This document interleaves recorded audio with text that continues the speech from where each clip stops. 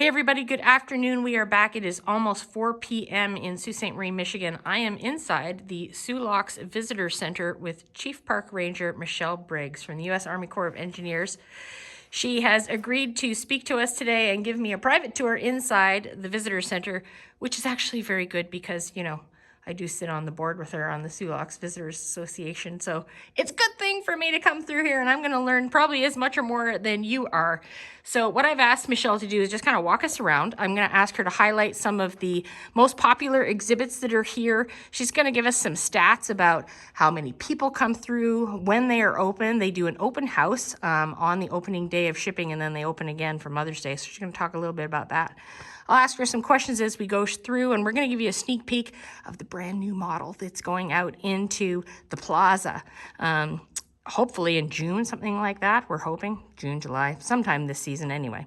So without further ado, I will introduce you to Michelle. Give us a sort of a walkthrough and talk to me about these big panels. I love these panels. They're so informative on the walls. I think everybody can learn a lot from them very easily coming through, and they're all over the place here. What inspired these, and which ones are the most popular ones that you've got? To be honest, they were inspired by something I saw in the basement of the Willis Tower in Chicago. Oh, wow. And I was there with my son. I did not really care a thing about the Willis Tower, formerly known as the Sears Tower. But they had these great big wall displays similar to this, with little facts about the Sears Tower. Okay. And I read every single one of those panels because the information was eye-catching and it was just little short bits of information. I didn't feel like I was committing to read a novel. Yeah. And so I decided it was a good idea worth stealing for the Sault Locks Visitor Center.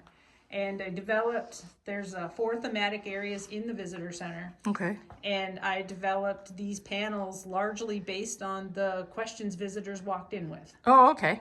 There's one over in the lock section that tells you how many gallons of water it takes to change the water level in the locks. Which is somewhat mind-blowing. And that is something that visitors come in and ask. They ask how many ships come through. Yeah. They ask, what's the difference between the different vessel sizes? And I took those main questions and I turned them into kind of the foundation of the entire visitor center. Wow. And every other exhibit in those areas relates to those wall panels. Oh, okay. How many wall panels are there in total? There are 13. Oh, okay. And they're in different colors, I noticed, for the themed sections that are here. The tan is the U.S. Army Corps of Engineers. Okay. And that's where we talk about our mission, because we are here at the Sault Locks a part of the U.S. Army Corps of Engineers, which is a part of the U.S. Army. Okay. So all of us that work here with the white hard hats with red stripes are U.S. Army civilian employees. Okay. Very and then cool. So all the other panels in this area, the smaller ones, are related to the U.S. Army Corps of Engineers and things that we have going on here, like our navigation projects and the construction of the new lock.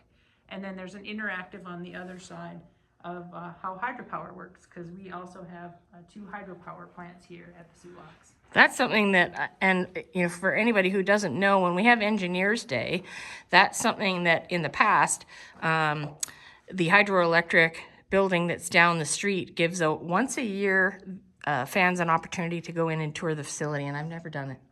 I'm dying to go in there. I really want to see how that looks, because that looks like a gorgeous, stunning building, and I would love to learn about hydroelectric power.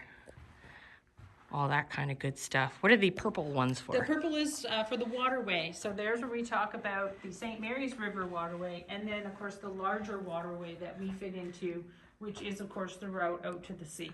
Right. And a lot of people don't realize it, but Duluth is an Atlantic seaport. You can take a boat directly from Duluth, never leave the water, and go out to the Atlantic Ocean. Isn't that interesting? Well, I guess it is more on the eastern side of the country than it is the western side of the country. Maybe. Well, and it connects to, or I should say, the westernmost Atlantic seaport. Right. That would make sense too. 2,342 miles to the sea. That is unbelievable. And we actually have vessels that do that. Obviously, our salties do that, but even some of the cargo ships will go to Newfoundland. So that's the Atlantic Ocean. So they're out there as well. And this is interesting as well. 9 hours between Lakes Superior and Huron. I like this too. 63-mile long St. Mary's River. I didn't realize that's how long it was. So it technically starts up at Whitefish Point. That's the beginning point of the 63 miles? That's the part where it's controlled through Sioux Control. Isn't that cool? Now, for those of you who, you'll hear me talk about this when I'm down at Johnson's Point. That's Nebish Island in the middle of all those dots. And the upbound channel is what's on the right side, or the easternmost side, and on the western side is the downbound channel where the rock cut is. Oh, look at that, how awesome. Love it. It reminds me of being on a boat. This is apparently very popular as well, right? This is one of the most popular exhibits. When I got this job, as I was leaving my previous job, I had at least 3 people come up to me out of the blue and tell me that to never ever get rid of this exhibit. Cool. Because it is something that everybody remembers from when they were a little kid. Now the depths are exaggerated, but spatially it is to scale, other than those depths which are exaggerated. And if you're able to zoom in, you'll see how well loved this exhibit is, because people rub the paint off it, and I touch it up every year. Yeah, look at it right here. And if you look there, everybody loves Mackinac Island. Oh yeah. And the straits.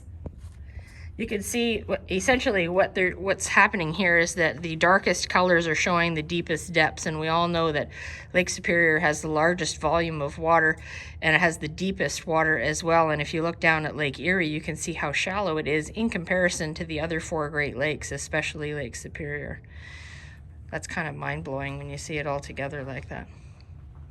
Very cool. So let's walk this way.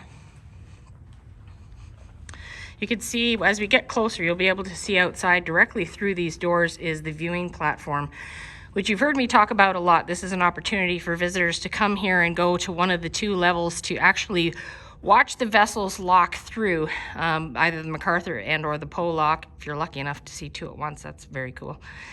So that's something, if you are here, you have to check that out. Getting that close is really something. We're going to take you through in a different video an actual simulation of a lock transit by a vessel. So that is right in here. We'll do that in another video shortly. Before we get to that point, I'll give you a quick look here. This is our brand new model. If you saw earlier in the season, I did a post about the Sioux Locks Plaza, which the Sioux Locks Visitor Center Association is a part of. And this is a brand new model that is going in there. Michelle, if you want to give us some background about this blows my mind. Tell me some stats about it, what's in here, and what it's supposed to represent. Well, this is one that, for right now, we're going to have a wayside exhibit, and it's described as a model for the future. Yeah. If you look, starting to the right is the MacArthur lock, which is here now, and the Poe lock next to it. And then you'll see that the Davis is missing, and the Sabin has been replaced with the new lock at the Sioux. Yeah. That lock is still yet to be named, and this is based on the at least current plans as of 2022 of what the new lock is going to look like when it is constructed. Cool. And so this is a mix of CNC and 3D printing, hand painting, and a lot of pretty detailed artistry to create this. And this model is to scale. Like right down to, if you look closely, you can see the little yellow carts beside the admin building. You can see the little yellow buttons that are along the side, the edge of the pier there where everybody ties up. The light poles. This is the emergency arm that goes down. Like, it's just hilarious. It's absolutely... Little American flag. Yeah, little shrubs and everything. Like, honestly, this is so cool. And then look at those big guys down there. We got one going into the new lock and the other heading towards the Poe as normal. Our international bridge, of course, and the train bridge. And then we have another ship down here heading towards the MacArthur. Look familiar to anybody? Uh-huh. Beautiful. How big is this display? It is about 12 feet long by about 5 feet wide, give or take. That's amazing. And it'll be in a sealed case out in the park sometime this summer. Oh, awesome. I'm looking forward to that. I can't wait for that to happen. 2 of the big 1,000-footers here. Amazing to see that. Even the water, it looks like it's got the detail, how the water moves here and rapids, etc. We're going to use the model, this particular model, to talk about the different missions that we have here at the Sault Locks, at the Sault area office, which includes more than just locking boats. We also have our 2 hydropower plants in the model. We have the compensating works at the head of the rapids, where we've just done a major project to make that whole rapids area more environmentally stable for fish species. Oh, that's good. And then we even have the observation platform in the model, which gives us an opportunity to talk about a recreation mission. Cool. Let's look at that.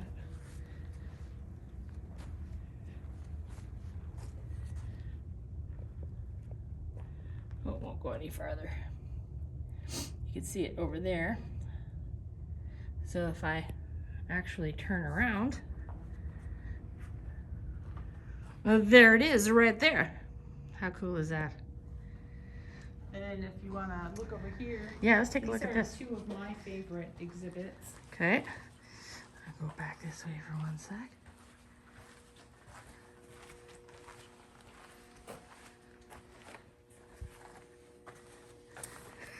And these are not to scale. The model is not to scale. But what do all the boats carry? Which is, of course, a question visitors come in.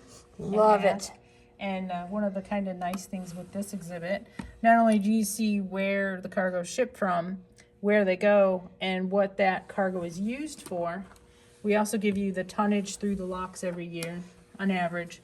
And other than the grain, you can actually touch them. So this is a tactile exhibit. Kids must love this, eh? Grown-ups too. I would too. So these are taconite pellets, for those of you who aren't aware. In the iron ore process, coal, of course, stone, and then grain. Most common 4 cargoes that these vessels carry. What a great exhibit.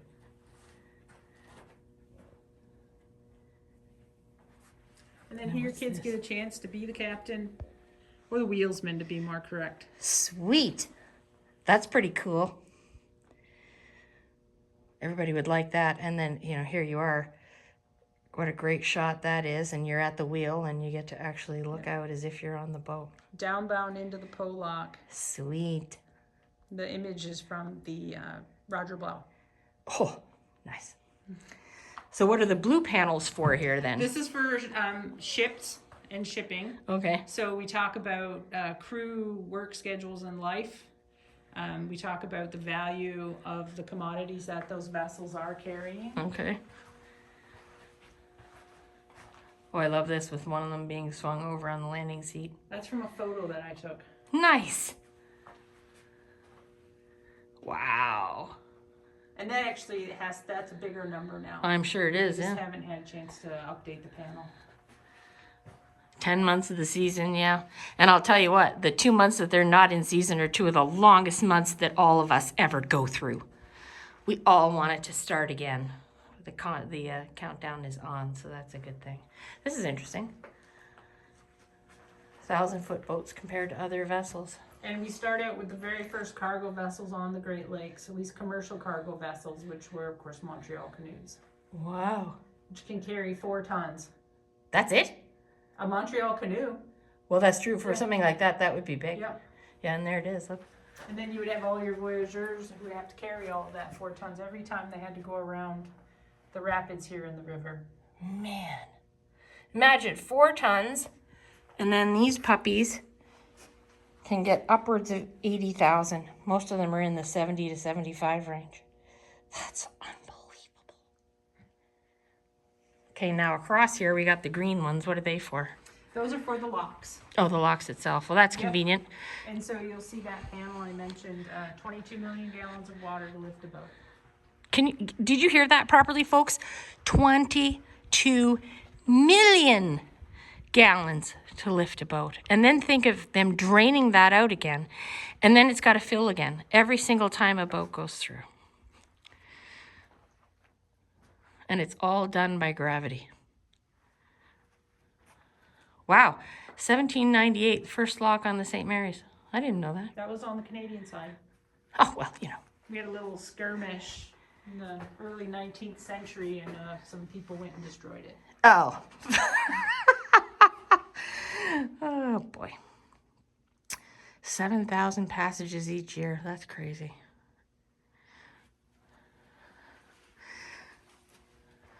So this is an older photo. This is the newer, older photo. Yeah. We had a photo from the 80s. We replaced it with this one about 5 years ago. This picture was taken in April 2010. Well. And they were just building the cofferdams on either side of the Sabin lock. Oh, okay. As some of the preparatory work for building the new lock. Cool. And I imagine in another probably 8 or 9 years, we'll be getting a new aerial view. Well, that would make sense. And as I've mentioned in some of my videos, it's a 21-foot drop from Lake Superior to Lake Huron. And that's what you're looking at with this panel, a little bit of info there. Then over here is the simulator to go through a lock on a vessel. I'm actually going to end this video here and do a totally separate one for that. So I hope you've enjoyed this tour of the lock view. Oh, what are we looking at here? Talk to me about this a little bit. This is another lock model. This one is a mechanical model, and it is the MacArthur and the Poe. Their elevations are exaggerated, but they are to scale. Okay. So I will come around to the Poe side here. Okay. And just like the locks here, they both operate completely independent of each other. Okay. And they can both be used at the same time. So we have our two boats. I'll read this too. And they can both go into that lock. One of the things with this model, and just illustrating that scale, this is a 1,000-footer on this one right here. Yeah. And this is a 730-foot long boat. Okay. This 1,000-footer won't fit. Doesn't fit. One of the big questions we get is, why isn't that boat going into the lock near me? Well, this is why, because it doesn't fit. Yeah. So this goes into the lock. You close the gates. And then this lever simulates lowering the water level. So I'm opening the valve to let the water flow out with gravity. Cool. I opened the lower operating gates. And the boat is on its way. There you go. That's cool. Well, here's And then, of course, it's just explaining what's happening on the surface and within the lock as boats lock through.